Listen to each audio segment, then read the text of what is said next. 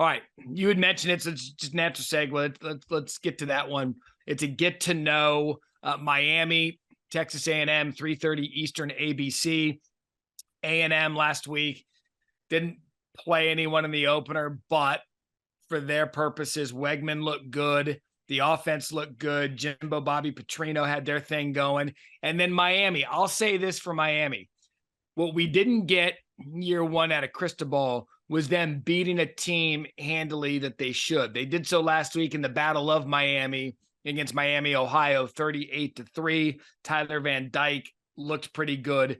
But this is another big one for a year two coach, because he's got to start getting people to believe that, you know what I'm bringing back home, it's going to work. Trust me. This game last year was absolutely hideous. Now they get another opportunity. It's a get to know each other this week with Texas A&M. Are they legit? In Miami, is the build coming? I think this is one of the biggest games of the weekend, for the two programs, because, we when you talk Texas, Alabama, the loser, that's okay. They still have a lot in front of them. There's going to be a lot of questions asked to the loser of this game. I think this is one of the biggest games. Texas A&M, like you said, I thought they looked sharp last week. Their wide receivers look like players on the pro. Yeah. Evan Stewart, wow. They have guys that can score, put the ball in the end zone. And listen, we all know the pressure around Jimbo Fisher. He wants to go they've been kind of laying low in the offseason right now. And can they jump up and shock people with the talent that they have? I think this is a game that is kind of a must-win game for them for this season to play out how they want to see it play out. Miami in year two with Cristobal. When are we going to see Miami and the U that we expect to see? You're saying ACC, the interesting one. All the talk, the power team in the league, should they not? The power teams of UNC, Clemson, and Florida State. There is a college football power missing in that discussion, and that's right. That's the U. That you're talking the power of college football. That's now kind of an afterthought. This is and the Hurricanes to make a statement against after the game, though, Jimbo this and the issues at A&M. This is an A&M team that is one of a team that a lot of people could sleep and are saying are in West and maybe a contender in the SEC West. For Mario Cristobal to get that win, it is that he has Miami and the U. Yeah, and exactly. And every new coach, and he is new because he's still there in year two, every new coach, when they're building the foundation of their program, needs that statement win, the statement win to make people believe that, okay, we're heading in the right direction. And you're right. That would be this for Miami. And it would also give people a thought of like, ACC, if we get Florida State and Miami both back, that's great for the conference, part one. And part two, if you get Miami back, just in the big picture of college football, I think it's phenomenal. I've said this about Texas A&M. Go ahead. No, year two is, like you said, you hit it on the dot.